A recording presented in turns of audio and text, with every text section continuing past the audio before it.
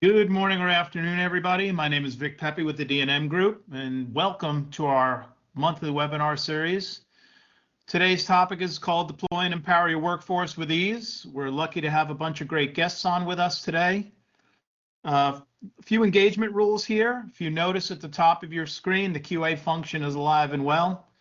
My team will be monitoring the QA function, so if you do have a question, we have muted mics to keep the noise down for everybody.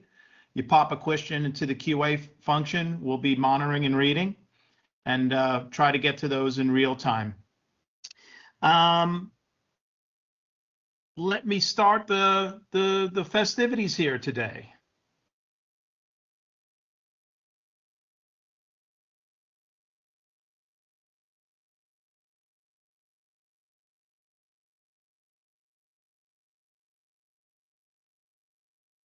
Today's agenda, we will get a brief introduction from me for about 5 minutes. We're going to jump into the two topics about learning and development platforms that we believe are state of the art.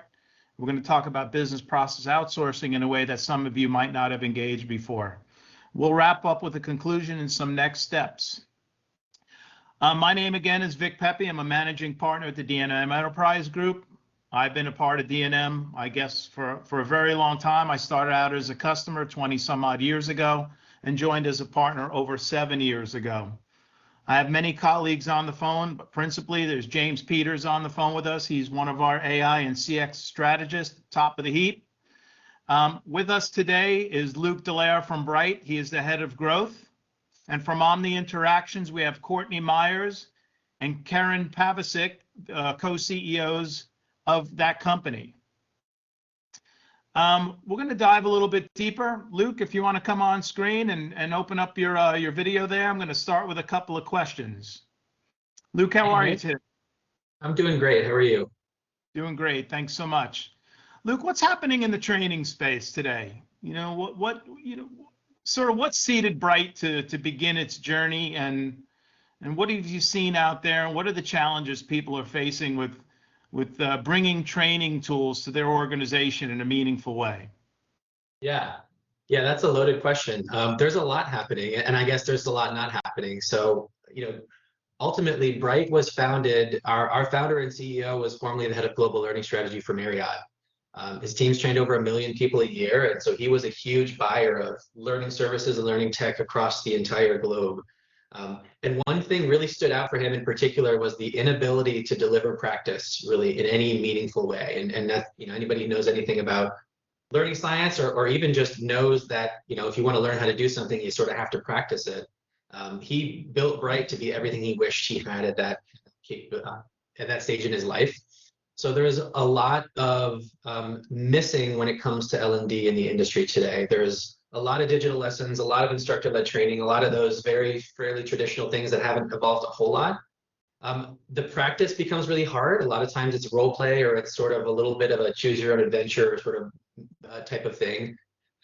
Shadowing becomes difficult, right? It's a lot of pain in the operation when you sit with somebody and you sort of take them and become a little unproductive. The ability to deliver those things at scale becomes something that we've always wanted. And so Bright sort of created that capability so that we could actually drive incredible impact to the bottom line of the business through really impactful learning experiences. Awesome. Luke, as you know, D&M's been around since 2001. We cut our teeth in the telecommunications industry and have expanded our services and our expertise over a few decades. And we run the gamut from being able to help folks with workforce all the way through technology, telephony, contact center. And one of the things that came to the forefront was, hey, we need to get the proficiency of our agents and employees up really quick. So we set out on a journey to bring learning and development tools into our ecosystem and become experts to the extent we can become experts, and really the availability of tools out there. And we know there are a whole heck of a lot of tools in the marketplace. What our job is for our customers is to bring them what we believe are sort of the next generation of tools. And so that it's not the same play, same results. We think there's a great opportunity to bring training and learning development results to the next level, which is why we asked you to join the call today. So Yeah. I think the goal for us today is just to educate the customers and colleagues on the phone here. Let them know what Bright is. Talk a little bit about the company, talk a little bit about platform, maybe walk us through a little bit of a demonstration of some of what the tools do. I know folks are going to be excited to see it because it is quite different than a lot of the tools we've seen on the market.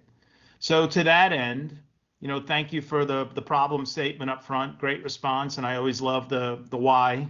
So why these tools were created. We're excited. I'm going to let you have controls, present away, and I might jump in with a few questions along the way. In the meantime, I will be monitoring the QA portal. Awesome. Yeah, thanks, Vic. I think that the talking about, I'll show you the platform, but I think the why is really an incredible reason why this is. Actually, there's a statistic out there. I'm going to jump straight down here because it's one of the most mind-boggling statistics we've come across when we did our research on some of this stuff. There's an HBR study that interviewed 1,500 plus business leaders, and over 75% of them were dissatisfied with their L&D function. Just an incredibly large number to be unhappy. And the driving force of that was that there's really no meaningful way, or there hasn't been for them, to prove impact to their business, because a lot of what we're doing is completion focused. A lot of what we're doing is some of these more traditional methods, which were sort of what we had to deal with because there hadn't been necessarily the right type of technology to provide this type of scalable practice. Those of you, I'm sure there's a swath of different industries and experiences out on the phone today, but in general, it's expensive to recruit and hire people. It's expensive to train them. It takes them usually a pretty long time to get good at their job. Part of that today is because there's a lot of scrap learning that happens. There's a lot of courses that go through and you sort of retain portions of that, and there's not as much reinforcement because, again, not necessarily because we don't want to do that, but because the technology hasn't really been there to enable it in the most effective way. That's where Bright comes in. When you think about reinforcing learning, when you think about adding practice through simulation capabilities in particular, that's sort of what Bright is doing in the market. So think if your job is to take a call, write an email, maybe get yelled at, maybe use Salesforce while you're doing it and some other things, we think you should practice that as much as humanly possible until you get really good at that task or those tasks that you're going to be doing every day on a daily basis. So to that extent, we built an LXP, or learning experience platform around our core simulation capabilities so that we can deliver digital lessons and assessments that are a little more traditional, that are important. When you think about the way people learn, we usually use the learn, see, do model. There's a million different ways to say that. Some people say, tell me, show me, let me try. There's again, lots of different flavors of that, but ultimately you got to learn something. So instructor-led courses, e-learnings, they actually play a really important part in the learning process. Seeing somebody do it, that's where shadowing typically comes in today. You actually can shadow really efficiently if you think about how to digitize that process and then insert it as part of an asynchronous learning journey. You really get the value of the shadow, not without necessarily the pain or the struggle of the negative impacts that might happen today in a more traditional sense. Luke, somebody once described the shadowing to me was allowing practice with live bullets. Because the only way to get those repetitive tasks and the experience was to ultimately get through that round of training, get people a very, very basic subset of skills, and then get them on the floor to do that job in some way, shape, or form. So I'm eager for you to show the group here on how we can sort of extend that shadow experience or bring it back under the covers, so to speak, but create a very similar experience here. Because it's the people that you're messing with, right? When you start dealing with customers, whether it be a front of house interaction or a call center interaction, now the brand reputation is on the line, and the customer service and the CSAT and net promoter and all these things that really drive the high value for the business. So just to sort of concur with where you're headed there. No, spot on. And actually, to that point, there's many drivers of attrition, but especially in a contact center type setting, because when you go into nesting or you start talking to customers, that's really your first real practice. that's where, when you're practicing with live customers and live data, and there's lives that's, on the line here in terms of people's insurance or their bank accounts or something, there's an anxiety that happens when I was an agent back in the day. I used to work for an insurance company, and I remember after 12 weeks of training and nesting, I got on the phone and I still was like, all right, I still don't really know what I'm doing yet. Some of us figure it out, some of us don't, but that's the challenge. Is there's an inherent anxiety and sort of fear around, oh my gosh, these are real people. I need to know how to do this or I'm going to fail. Whereas if you bring that same amount of giving them repetitions and practice, but put it in a simulated, safe environment with coaching and guidance and giving them a chance to work out all their kinks under the covers, as you said, really lets them then go back to where they're talking to the customers, but now they've had that practice, they've built the confidence and the competence, and that's what makes some pretty incredible improvements both on the employee side as well as on the customer side, because the customers now are much better taken care of. So great point. When you think about practice, though, I guess today's traditional practice has been live role play, where you've got agent one and agent two sort of talking to each other, and sort of, we call it the blind leading the blind in many cases. Or you might have a subject matter expert if you're fortunate enough to spend some time doing some one-on-ones with somebody. Very not scalable. Unfortunately, impactful, but not scalable. When you think about how do you teach somebody your software systems, how do you teach them how to use your CRM tool, how do you teach them how to navigate and research and process transaction A, B, or C? And when you put them in certain scenarios, how do you make the right decision? Can you take our SOPs that we've taught you and actually apply them correctly? That's what we mean by practice. So conversation simulations have different types of simulated customer conversations. We call back office style situations or simulations. So think, maybe my job isn't to talk to a person necessarily, but is to process claims. I'm a claims processor. Well, part of my job is I'm going to get a form and I'm going to have to analyze this form and decide if I can make a decision. Or actually, this is, I think, one of the experiences I think I'll have available for us to show. Can I make the right decisions in the right moments and maybe even provide the right reasons? And can I scale the coaching feedback? Because that's been the challenge. And to that point, we offer both human and AI powered coaching. So we are huge believers in that human to human coaching capability, because the engagement that builds with a learner is extraordinary. But that's also pretty linear in its scale. Where you want scalability, AI really can do the trick when you do it in the right way and when you apply it using the right techniques. So we actually have that baked into the platform. And I'll say that the way that Bright can prototype software environments is pretty uncanny. We can prototype any system, but we don't actually need any integration with any tech stack or system to do that. We have a proprietary process by which we can build and replicate a prototype of something. And so now, if you need to go into Salesforce and then you need to go into a knowledge management tool and maybe you need to pull up a green screen to process something, we can simulate the whole workflow exactly as it looks and feels in your day-to-day. And you can have a conversation at the same time. And so you're actually practicing your entire job. Hey, Luke. Yeah.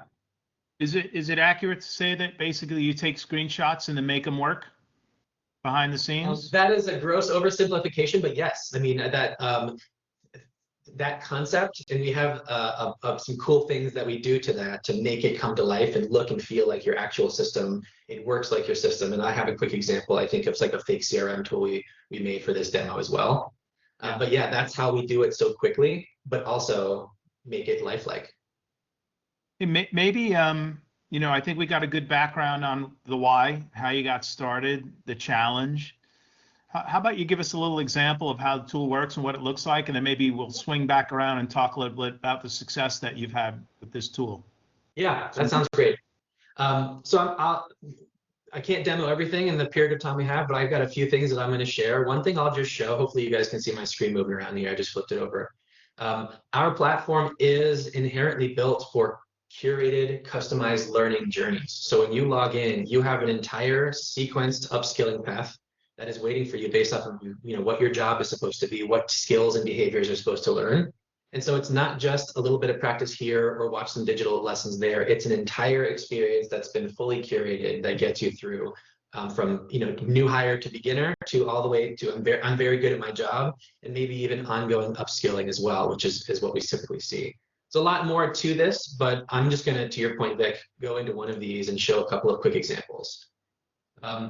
We have some much more complex and longer simulations than I'll demo just for the sake of time, but this will give everybody a little bit of a sense for this. So we call each of these moments, what you've seen is I've just gone into one of our simulations, and I'm going to go through this very specific set of moments to upskill on a handful of things. In this case, it's just a couple of examples. This first one is a micro skills style conversation simulation. So I'll let you see what this is like. Hi, my name is Sarah Vidal, and I'm a patient of, well, it was Dr. Beck. I don't know what her name is now.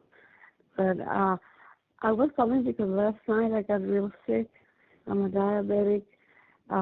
So I'm going to spare everybody the rest of Sarah's symptoms here and her challenges. But what you're seeing here is sort of the, you said next generation, Vic, I guess that's a good word, of engagement with learning and development. This is some sort of prompt to the learner. In this case, it's very call center focused. It's an audio prompt. I'm going to respond with my audio because that's what we do in a voice-based contact center.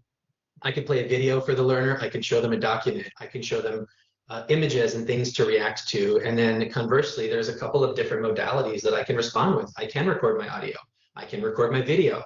A lot of times people use that for those in-person replica interactions and simulations. I can upload documents. I can write responses. So there's kind of a lot to be able to configure, and that allows us to be able to support multiple types of work and use cases. In this case, this is just a very basic, maybe I just learned a little bit about empathy. I now just have to show some pretty basic empathy skills here for Sarah. So we'll see what this is like. Wow, I am so sorry to hear you had such a rough night. Please let me get you to a nurse who can help you right away. So I just turned on my mic, did a very short response, and now I'm going to have the learner actually listen to themselves. Wow, I am so sorry to hear you had such a rough night. Please let me get you to a nurse who can help you right away. So this is kind of very early on first steps of upskilling.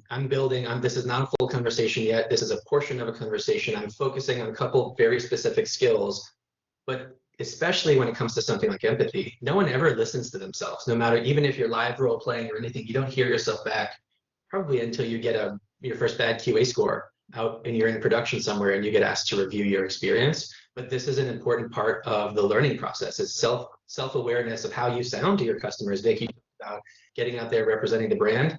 You got to sort of come across with the right experience here. So we do that. And then this can either go where you can tag this to be manually rated by a human coach, or it can be automatically rated with AI based off of the criteria that you set for this. So in this case, I guess in this simulation, there's empathy and personalization that are the skills tags here. Everything in this platform is skills tagged, and that's how we generate some of that information that we capture. And that it's been defined kind of what good looks like for these. And you can see very, very simply here, hey, Luke, you did okay with empathy, but you did miss something, and you really didn't personalize this response in any of the ways we would have shown you before this. Keep practicing. So I'm not just getting a little bit of coaching feedback and I keep going.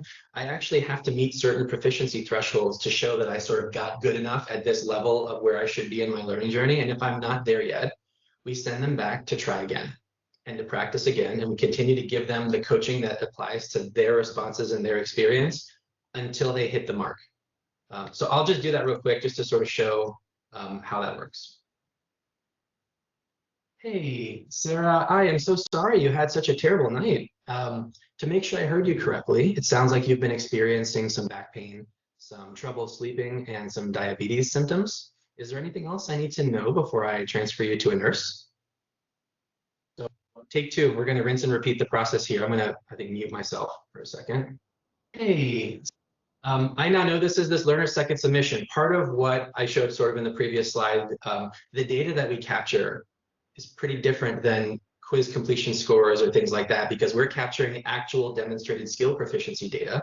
So every time I practice in this tool, I actually capture this data. And this is where, when we think about learning and development's global shift potential, is predictive skills data that you can actually capture through the upskilling journey and lets you understand where people are at any given point in that journey. So you can truly certify them when they're ready, instead of sort of crossing your fingers because they passed the quizzes, but maybe you don't actually know if they know what they're doing. So this is sort of the first element. There's a couple other things I can quickly show Vic, but I guess maybe this is a good place to pause. You can see I've gotten some updated scores. I added her name, I recalled back some other symptoms, and that's what some of these things we're looking for here. Thoughts on, I guess, Vic, from you? I know you've seen this before, but before I move on, anything you want to point out? I think it's a good way to demonstrate just clearly the side that's an audio path rather than keying systems. I know that's coming, but you have that. We just haven't shown that yet. But this is a dynamic in L&D. I don't think that we have seen before. So it is a next level.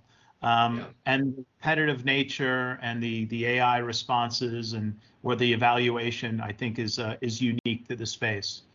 So this would be a great way to practice on the other side of the line with sort of creating a set of feedback, verbal feedback that I think would bring people to the spot that are responding the way you're expecting.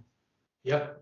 Yeah, and I think the key here is that this can be manually done, which there are elements where that's important, but the fact that you can automate this process and create it very scalably, if you're hiring thousands of people or tens of thousands of people for large organizations, this becomes kind of a really important tool and the ability to deliver tremendous practice.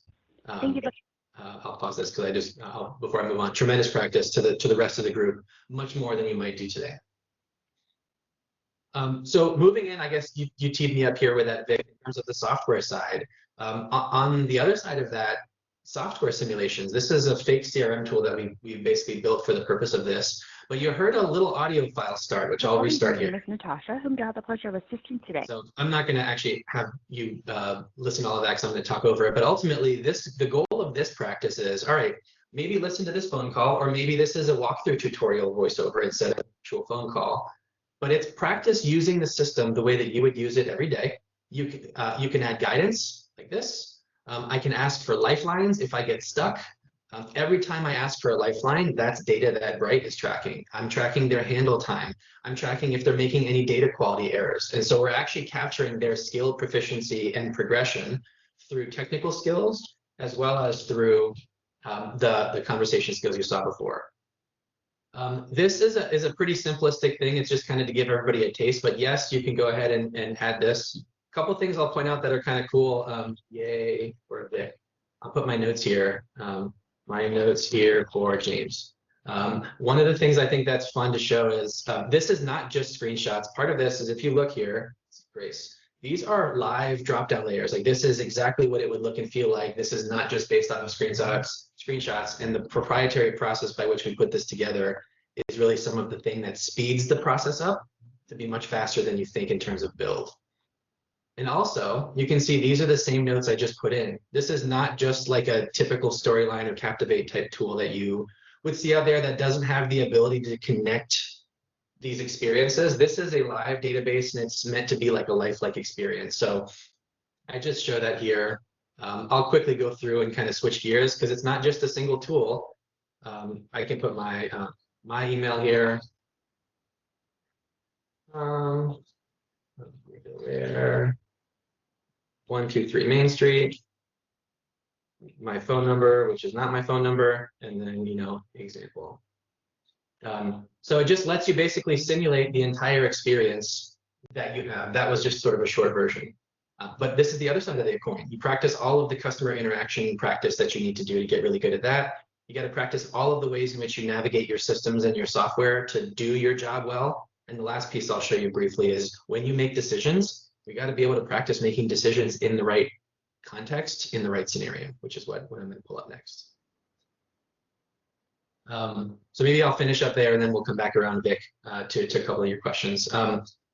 This is a sort of a third bucket of this that, again, we would call back office or decision making. I'm not using a system. I'm not interacting with somebody, but I am having to use some analytical skills.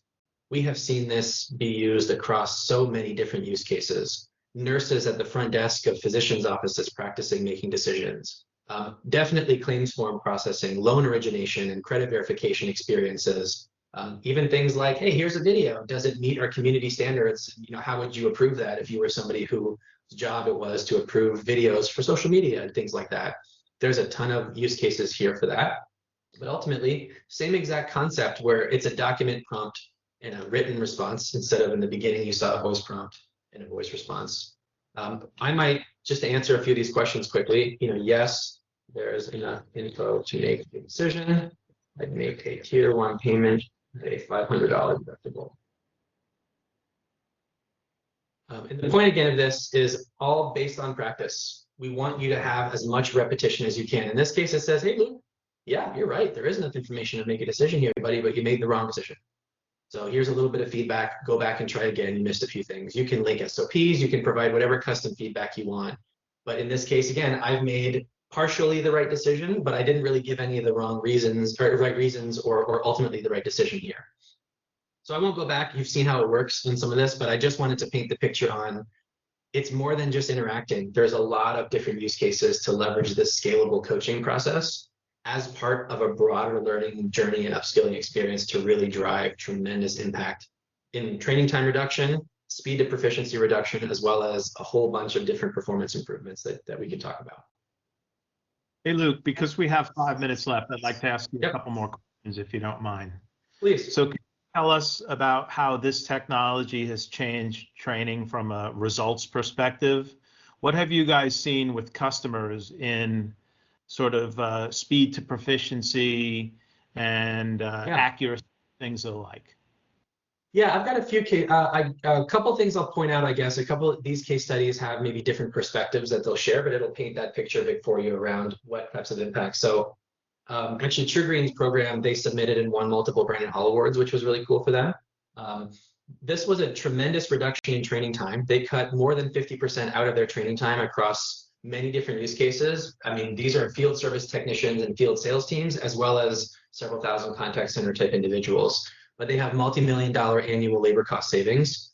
And even with less training time, their sales closure went up, their employee attrition went down dramatically. They had NPS score improvements.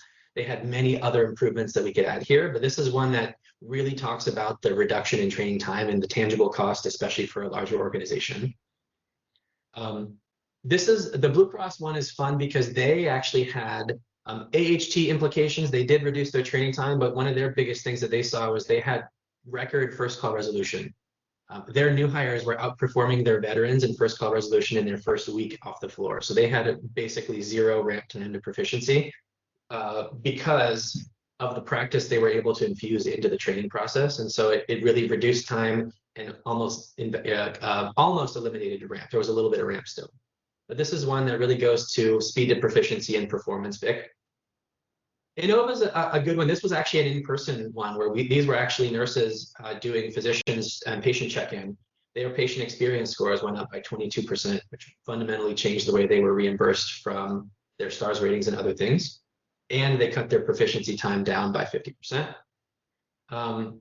This one is fun. This one actually, we saw a lot of really cool automation in the certification process. So they did a lot. We talked a lot about that manual sort of role play that was very linear. They had a lot of certification requirements, and so it took a lot of staff hours to do that. They almost entirely automated that process, and they just basically did one small synchronous certification experience at the end once everybody upskilled through Bright. So it really made a tremendous impact on their L&D team and their trainers, as well as their speed to proficiency saw a tremendous reduction. The last one I'll share just quickly is this is one where we saw practice across 100+ different systems that this BPO supported across a number of different sort of, they're sort of a telecom tech support company. Almost a 20% reduction in talk time, which is incredible for them.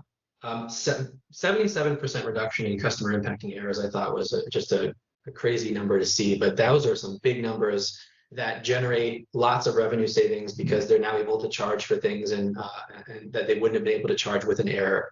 And they graduated their new hires 25% more than they used to. So they would net many more people because as people practiced and got proficient and competent in the training process, those people did not want to leave. They knew what they were doing, so they were ready to pick up and start. And that made a big difference in their hiring costs.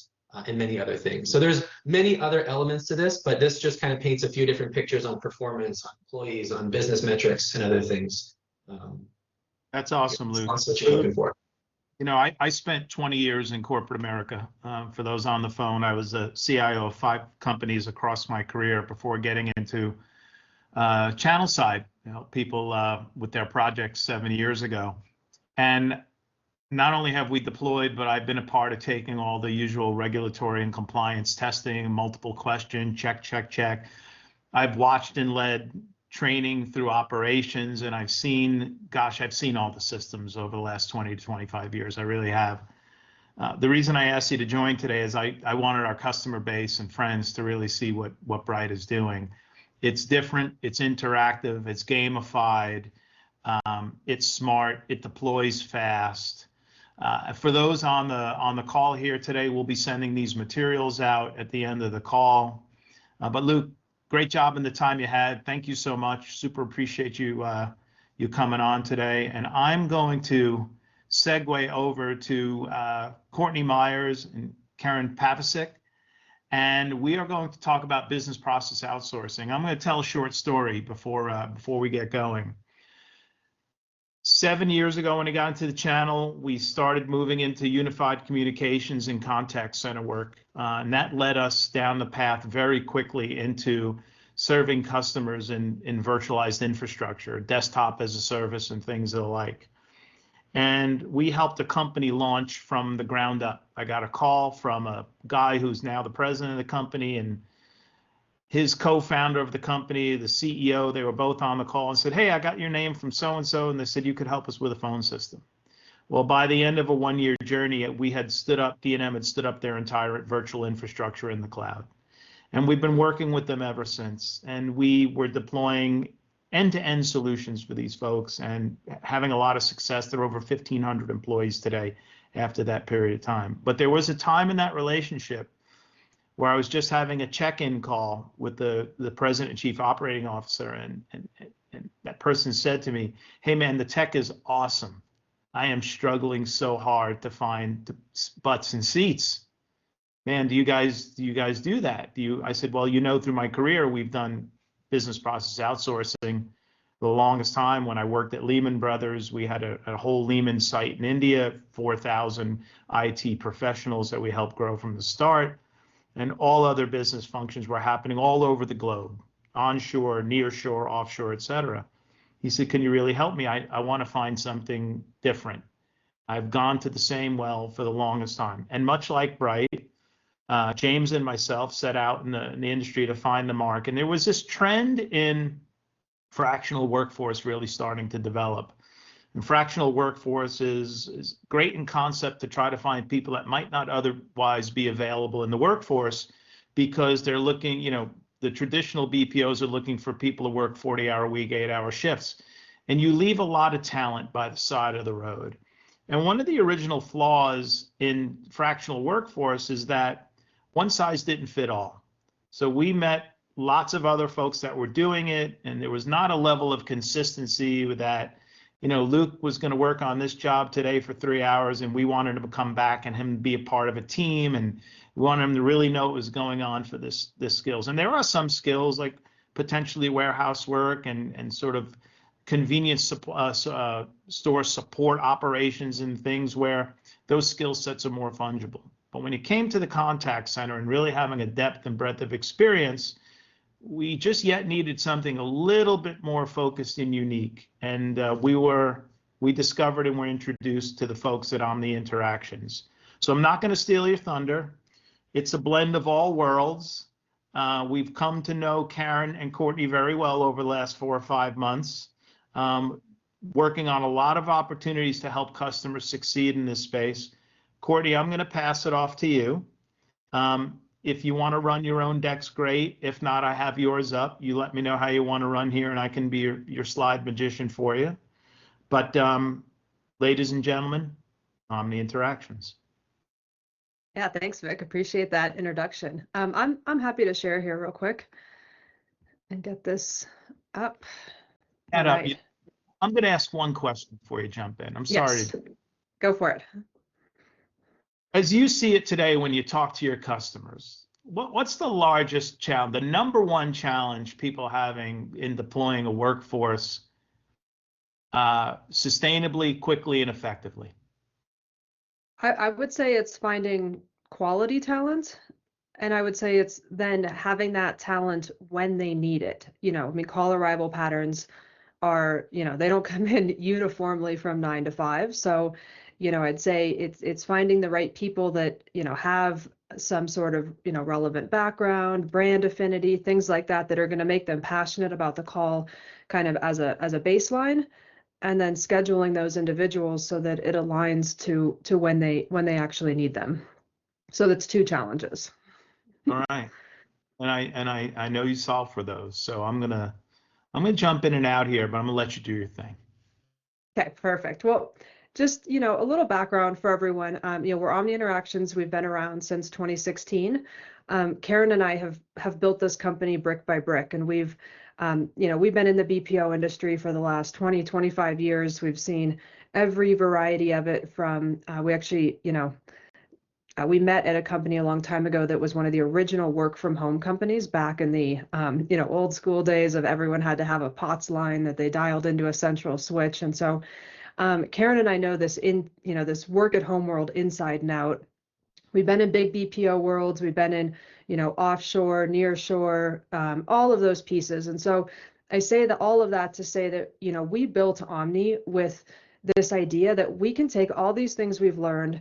We know all the flaws of traditional BPO, all the challenges. We've been through those nightmares of banging our head against the wall that I just described, and we thought we can do it better. We know there's a better way to deliver this service to our clients and our clients' customers, and that was really the spirit that Omni was founded in terms of let's get out there, let's try to fix these problems, let's think differently about how this service is delivered, and from that has come Omni, and Omni is really rooted in this idea of fractional workforce. So for us, we focus on finding individuals that want to work maybe half time, that have the right professional background, education, skills, product or brand affinity, right? Whatever's going to make them kind of as a table stakes successful on that client's account. And we've been very successful in doing that. And so just talking about kind of some of the challenges we solve for, and I think this is really important when you're looking at BPOs and thinking about a BPO as, does this BPO really solve for my challenges of the future, right? So the challenges of the past, I would argue, have been butts in seats. And I think a lot of this industry's been, I'm going to say, dumbed down so far that it has turned into, the old joke of if they can fog a mirror, we'll hire them, right?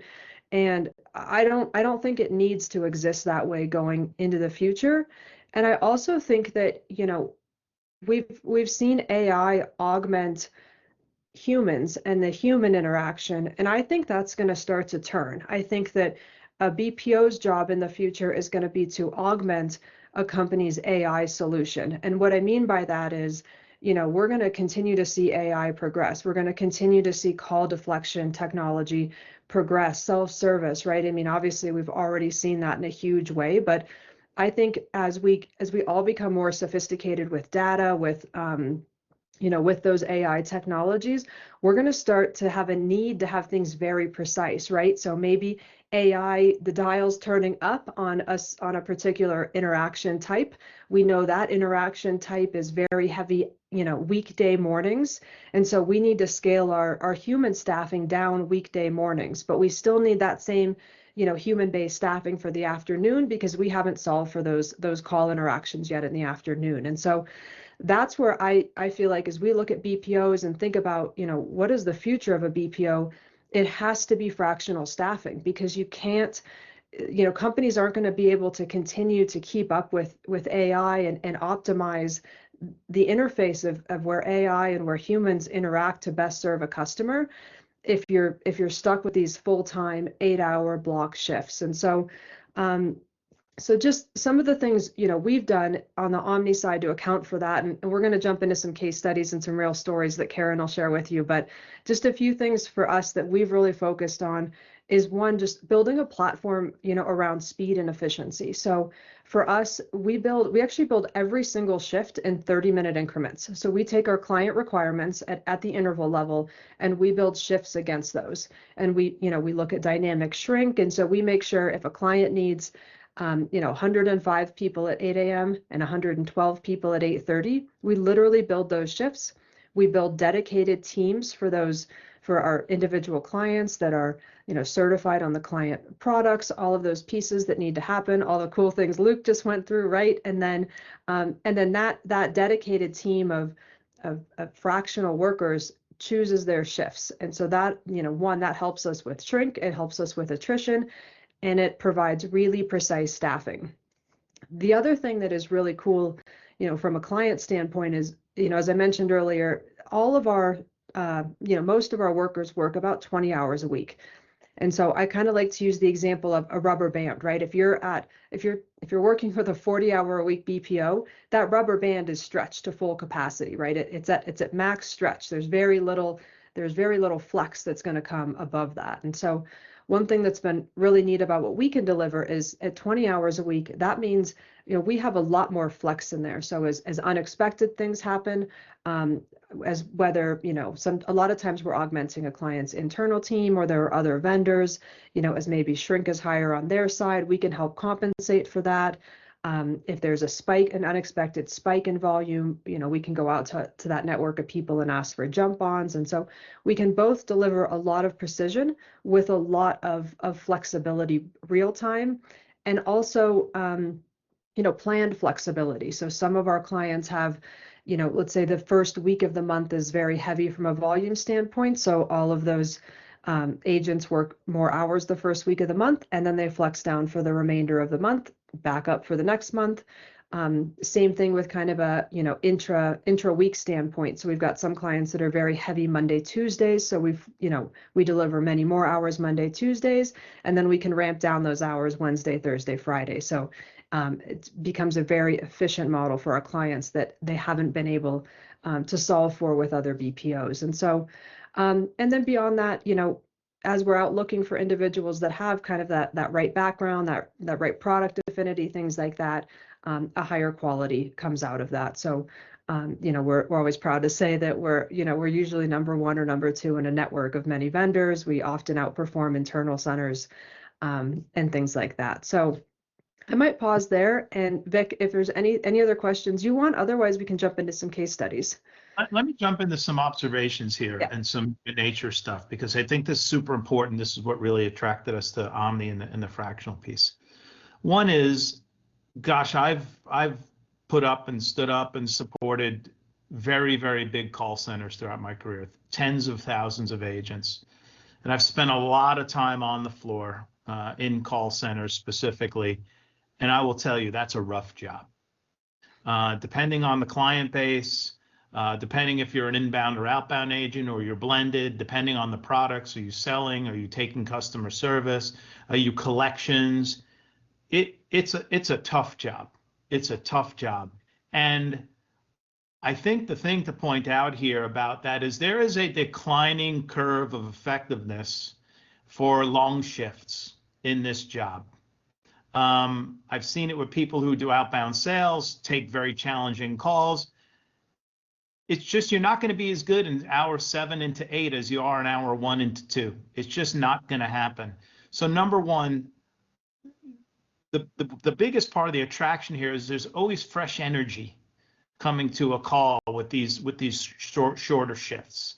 So that's been an observation, and I've seen that happen. And really the feedback that we received across all call centers I work is everybody sees this decline in interaction and quality. And I think you addressed that.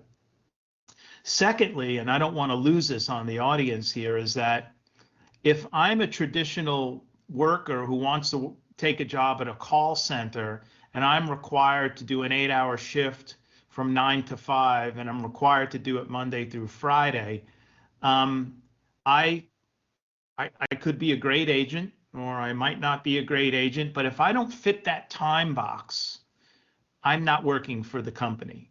In the Omni and the fractional model, the opportunity now to hire people who are truly looking for 10, 25, 25 hours of work in between hectic schedules, in between life, the attraction of professionals has gone through the roof. The amount of people that have come back to the workforce through fractional work has been staggering, because if we learned anything through the pandemic, we've learned that people want to choose their time and place to work. And so this really embraces that, takes it on. Just 2 quick points there that I just wanted to drive home that I think might be understated in the model, and certainly incredibly valuable. And I think those 2 things are parts of the reason why you're having such great success for your clients. Yeah, I So would totally agree. And I think even just to add a little bit to that, when I say 20 hours a week, I mean 20 productive hours a week, right? That's measured by, they're unavailable, they're on the phone with a customer, et cetera. And so in many cases when when we do an apples to apples comparison of an internal center or a traditional brick and mortar, once you back all of the shrink out of that, in terms of the time they spend, walking to the place where they clock in, the breaks, the lunches, um, the chit-chatting with the other people, the coaching time. Once you back all of that out, a lot of times the productive time for a full-time agent is actually about 27, 26, 27, 28 hours a week. And so the reality is, from a productive time standpoint, I think we really sit in a sweet spot. So to your point, they're not burned out, they're fresh, they're excited to work, to talk to customers, they're doing it on their schedule. And the reality is, on a per agent basis, we actually are not delivering significantly less productive time than what you'd even see in a brick and mortar center. So I think I really do feel it's a sweet spot, as you mentioned, in terms of kind of a win for everybody. even outside of call center work, I mean, let's face it, people's attention spans have become quite short, and we could have a whole other webinar on why that's the case, whether it be TikTok and smartphones and short things and text. We're constantly being interrupted in our lives in ways decades ago we haven't. So people's attention spans are shorter. So even if you've got a job and you're doing back office production or you're doing, file review or case review, an 8-hour grind is more taxing on the brain than it's ever been. And so this really gets, again, fresh energy for people who want to choose their 4-hour shifts. Maybe Bob can take 6 to 10 and then pick up back again 4 to 8. And then in the middle of the day, go work out, take care of his kids, do whatever he needs to do. Flexibility is great. But again, we can go on forever. Let me let you continue into some use cases. Okay. All right, Karen. Yeah, I'll kick that off, and I'll probably build a bit more on the point you made, Vic, was that we are bringing a new talent to this workforce, right? So, absolutely, a lot of clients will come to us. They get very excited about this fractional workforce and what that can do from a pure cost savings standpoint. But when you layer our quality outcomes on top of that, that's when it becomes a very, very powerful story.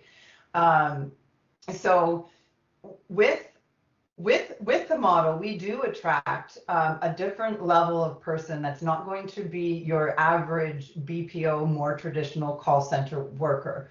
This first particular case study we have, it's a large pharmacy client. Initially, they came to us for some seasonal support.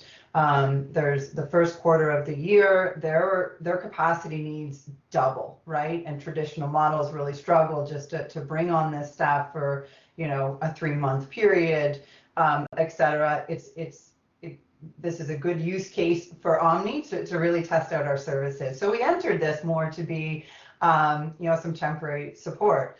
But I think what we brought to the table and the quality results that we were able to produce, this has earned us a long-term contract. We're still serving this client. We're into our 3rd year now, and we do it all year round, but still offer the support they need for that seasonal support. So for this particular client, our success story really begins by finding the right profile. We wanted to bring people to the table that were familiar with working in a pharmacy, maybe had some background in medical admin type work, and this was our ideal candidate for this work. We needed someone that was not only able to be very proficient in a back-off scenario, but also someone that was able to speak to insurers, physicians, and the patient directly, and pull all those stories or all those pieces together to ensure these claims were handled properly. So the outcomes that we have here, like higher quality results than we saw from the internal sites, And we also were able to increase the the close rate, and that's just a term we use for this particular client, by 140%. So we were able to give them the fractional model, we were able to give them high quality, and we were able to increase their overall productivity. So a true success story for this one here. If you want to go to the next one, Courtney. Karen, I had a boss once who used to say to me, I need taste great and less filling.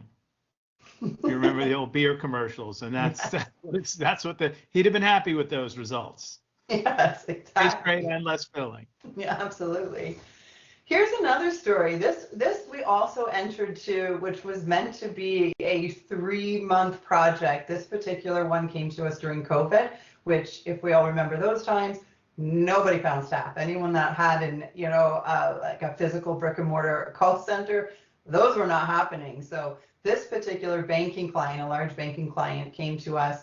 I think one of our record launches, I think our first conversation to our first phone call was a matter of 4 weeks. So we really had to move very, very quickly. They were in a severe service level crisis. So our initial conversations with them were not necessarily about fractional staffing. It's just any staffing. Bring us people to answer these calls. So we were able to bring 800 trained people to the table in 4 weeks. And our first measurement of success was to fix a service level, right? I mean, they had hours and hours of waits for people to get their calls answered. And these are people needing assistance with their benefit cards. Once we were able to accomplish that, and again, this was meant to just be a 3-month project to, alleviate the service level concerns. And this is something we do pride ourselves here at Omni. We don't want to just be your staffing solution. We want to be your partner, right? So we want to understand your business. We want to look for different ways. We want to connect to your brand, and we want to add value to that customer experience. We immediately saw, once we were able to stabilize the service level, we immediately saw opportunities to implement more of a fractional workforce, to get a lot more creative in how we're scheduling these shifts. We saw a lot of stranded labor where, the occupancy calls were just not coming in, but, they were very used to a traditional staffing model of, kind of 8-hour blocks, if you will. So we proposed to them and implemented our fractional staffing solution. And that awarded us with, a 3-year partnership with this particular bank. We also had several breakout, I guess you'd call them lines of business, that we continued to service for them. When we entered this, there was another servicing BPO, I think 6 weeks into their partnership with Omni. They sent all of that volume to us. Really great story on how kind of we came in for one thing, but our commitment to the partnership to, not just be an initial, not just be one solve, but be a partner and really look to offer value across their entire business and to their overall brand and customer experience. We can, unless there's questions, we can move along to the next. I am monitoring the QA feature here, folks. At the top of your navigation, you'll see QA next to chat. And if you have any questions, feel free to drop them in there again. Okay, Karen, all yours.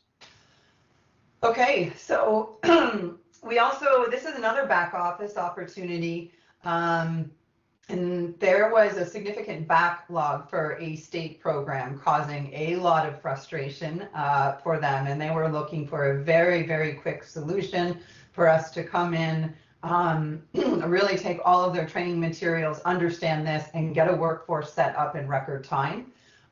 So we actually, in about a 2-week period, were able to ramp over 650 certified agents.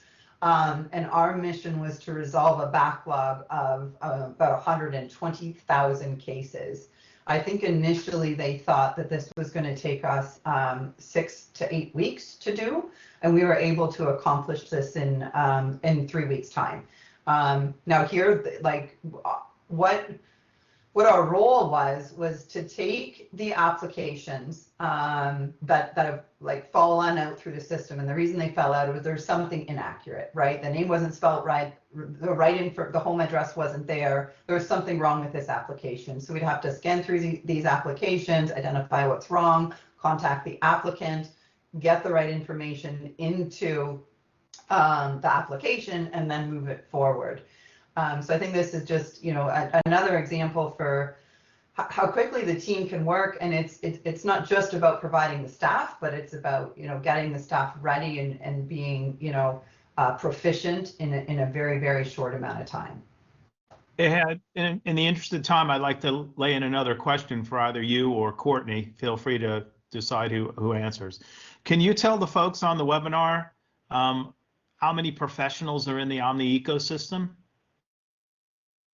Yes, we can. So we have about 4,000 professionals so we have about 4,000 active at this time, but we have over 76,000 professionals in our ecosystem to draw from. And maybe we didn't, and yeah, I'll forego this case study here because it's similar to the others, but here's how this might work. So when we're working with a new client, we're going to understand what their needs are. So is it financial? Is it retail? Is it healthcare? Right?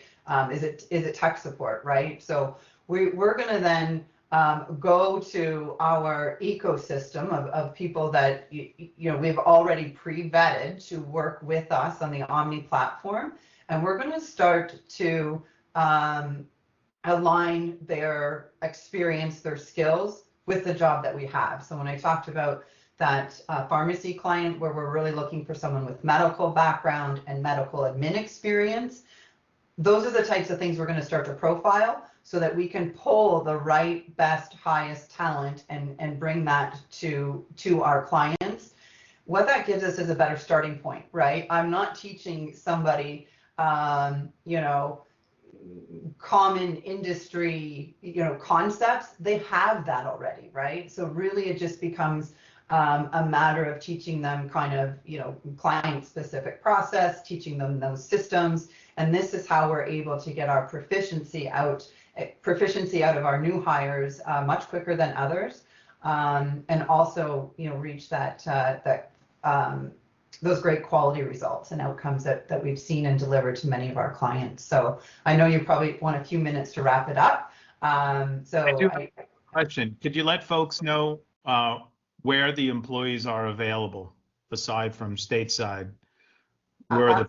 Yep, absolutely. So we've got folks available, well, in the US, of course, in Guatemala, in Philippines, and also Canada.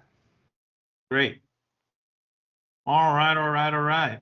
I'm going to put up our last slide here. So, hey, that's the end of our time today. First of all, Luke, thank you so much. Great job today. Really love the way you think about learning and development and training and getting people up proficiency. Karen, Courtney, as always, thank you so much today. You know, like I said, I've been working with L&D platforms and BPOs for decades. You guys are onto something different, unique, and Courtney, your view about how you interact with the emerging sort of AI functionality and deflection is very strong view. We really appreciate you sharing that. For anybody on this call, if you want to dive deeper, we'll be following up here with a survey. Fill out that survey. There'll be a question in the survey whether or not you like to be reached out. We're not going to call you and sell the heck out of you. That's not what we do. Our job is to expose you to some new things here today. If you'd like to learn more, either of these providers would be happy to set up a 60 to 90-minute session with you, get more in depth on the platforms, the services, and things alike. You will be receiving an email and a link that will have your $25 gift card. It comes from a pretty cool service where you get to choose the type of gift card you like. I think there are 53 options on it. We do better than Baskin Robbins here. You could choose Visa, you could choose Home Depot, Starbucks. I mean, the list is very, very long. So with that, we are 1 minute away from the end here. I want to say thank you to everybody who's taken their time today to participate. And really, I had a good time today and I enjoyed it and I love talking about this stuff. And most importantly, we at D&M, we love helping our customers solve their business problems. So if you've got telephony problems, cybersecurity issues, infrastructure problems in the cloud, contact center, BPO, training, security, etc., we have the solutions for you. There are 260 providers, and we have teams that spread out across all of these disciplines. I will leave us there. Everybody have an amazing day. Thank you so much. See you in 1 month on the next one. Have a great day. Bye now. Thanks, team.